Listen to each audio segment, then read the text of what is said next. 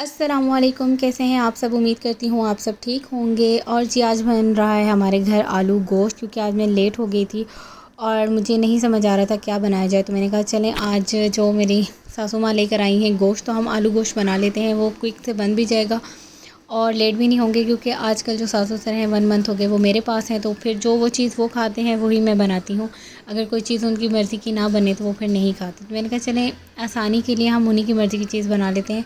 जल्दी से मैंने प्याज काट लिया था, टमाटर काट लिए थे। अब मैंने कहा कुकर में जल्दी जल्दी चढ़ा देते हैं ताकि ये वाला सिस्टम ख़त्म हो जाए, क्योंकि फिर मैं सारा दिन ना मुझे बहुत सारी टेंशन रहती हैं।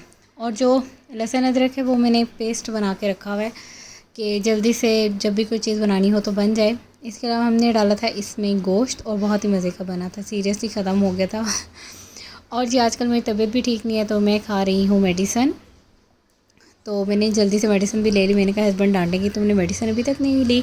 अब आप देख सकते हैं आटा भी पड़ा हुआ है, बर्तन भी ढेर सारे पड़े हुए हैं, क्योंकि तबीयत ठीक ना होने की वजह से मैं उठती भी नहीं हूँ। तो सारा सिस्टम इसी तरह पड़ा है। मैंने कहा जल्दी जल्दी से 7 बर्तन धो लेते हैं, 7 खाना बन जाएगा, इस तरह मेरी टेंशन भी दूर हो जाएगी।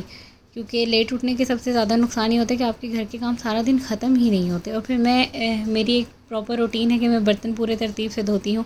पहले बड़े बर्तन धोती हूँ जो जो रखने वाले होते हैं, जहाँ जहाँ पहले वो धो लेती हूँ, फिर इसके बाद छोटे बर्तन धोती हूँ। फिर एडजस्ट करने में आसानी होती है, बर्तन इधर उधर भी नहीं होते।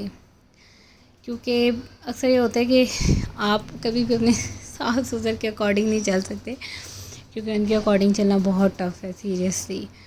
तो बर्तन धोने के बाद और भी बहुत से काम थे मैं करने के लिए। फिर मैंने धनिया वगैरह काट लिया था, ये मेरी सासू माँ लेकर आई थी, कह रही थी काट लो।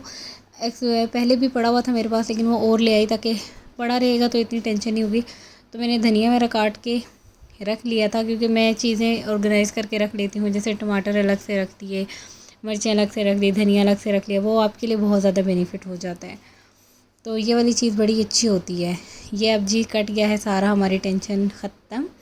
अब मैं साथ साथ गोश्त को देख रही थी। मैंने कहा गोश्त के अंदर जो पानी रह गया था, मैंने कहा जल्दी से वो हम पानी सुखा लेते हैं, फिर इसको अच्छे तरीके से फ्राई कर लेते हैं ताकि वो वाली आसानी हो। और हम जी इसमें जो आलू डालेंगे वो मैं बड़े डालती हूँ, क्योंकि मेरे ससुर जो है वो गोल आलू खाना पसंद करते हैं, तो मैं वो गोल ही काटती हूँ ताकि जो उनके अकॉर्डिंग चीज़ हो फिर वो उसके अकॉर्डिंग ही चले।